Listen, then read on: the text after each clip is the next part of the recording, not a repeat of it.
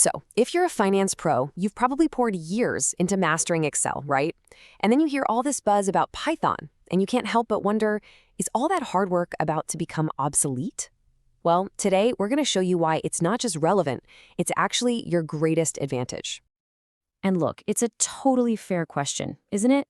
You've perfected your VLOOKUPs, you live and breathe pivot tables, maybe you're even a wizard with Power Query and DAX. So does learning to code mean you have to throw all of that knowledge away and just start from scratch? Well, here's the big reveal. And it's a good one. Absolutely not. In fact, all that deep, structural knowledge you've built inside of Excel, it's not just relevant, it's your single biggest advantage. It's your secret weapon for diving into financial automation with Python.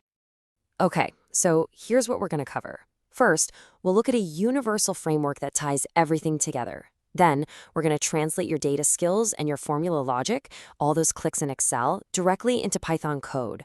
And finally, we'll see how this completely reimagines what you're capable of.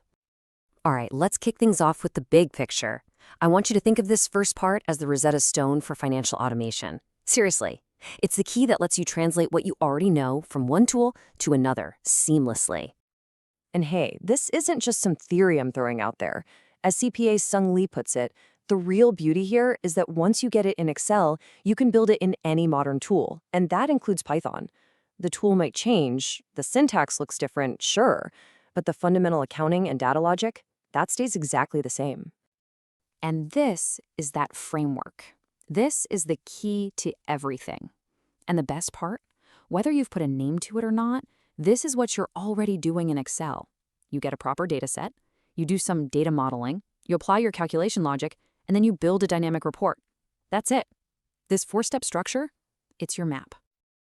Okay, so let's get into our first real translation, from clicks to code. We're going to start right at the foundation, getting your data ready.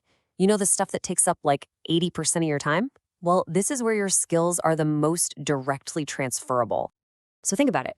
In Excel, you fire a Power Query, right? You click around to unpivot columns, clean up the names, set your data types. You know the drill. Well, in Python, you do the exact same things, just with a few lines of code using a library called Pandas. The goal is identical, you're just using a keyboard instead of a mouse. And what do you get after running that code? You get something called a DataFrame. Now, don't let the fancy name fool you. A DataFrame is just a table of data sitting in your computer's memory. It's basically the exact same thing as that perfectly clean, long-format table you get out of Power Query, right before you load it into your Excel data model. Same concept. Okay, next up is data modeling. In Excel, you go into the data model window and you drag those little lines between your fact table, your transactions, and your dimension tables, like your chart of accounts or calendar. You're building a star schema. In Python, it's a little different, but the result is the same. You just add columns like year or month or category directly to your data frame. You're essentially building a star schema in memory. The whole point is to give yourself the power to filter and slice and dice your data. All right, let's talk about the part that probably feels like the biggest jump, the logic. In Excel, this is where you're writing your formulas, maybe even getting into some powerful DAX measures. So how in the world does that translate into Python code? Well, think about it. In Excel, you might write a DAX measure using calculate to get, say, year-to-date sales, but only for the West region. You're defining business logic that's aware of the context and filters. In Python, you use functions to do the very same thing. For example, a function called np.where lets you apply some logic based on a condition. It's the same if this, then that thinking you've been using for years. You're just typing it out. And this is a perfect example. Let's take a classic accounting task, rolling forward net income into retained earnings. The goal is identical in both worlds. In Excel, you'd use your DAX calculate function with a filter. In Python, you use a function called np.where with a condition. But forget the syntax for a second, and just look at the plain English logic. It's the exact same thought process.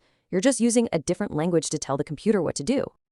And finally, step 4, reporting. After all that hard work, you gotta present the numbers, right? In Excel, you might use awesome cube value functions to pull data from your model into a flexible report.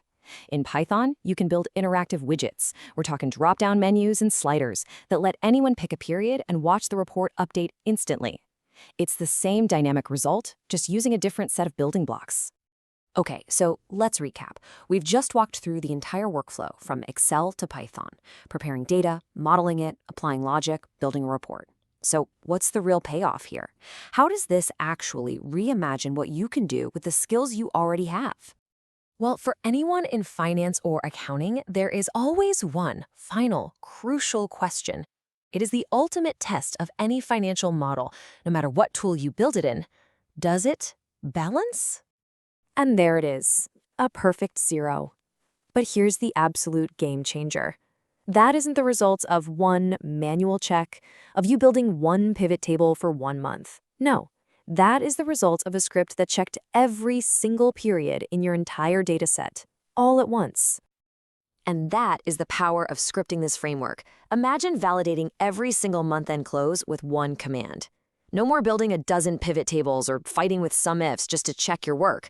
If something's wrong, you see it instantly.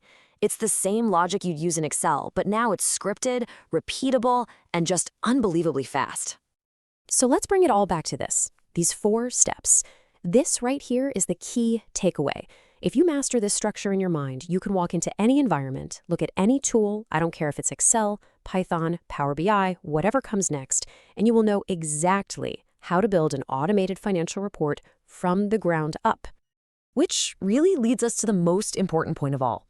Automation isn't really about the tool. It's not about becoming a Python guru or an Excel master. It's about understanding the structure of the problem. And all those years you spent in Excel, they didn't just teach you a piece of software. They taught you the structure. So the only question left is, now that you see your skills aren't obsolete, that they're actually the blueprint for automation, what are you going to build? What tedious process, what painful report, what are you going to automate next?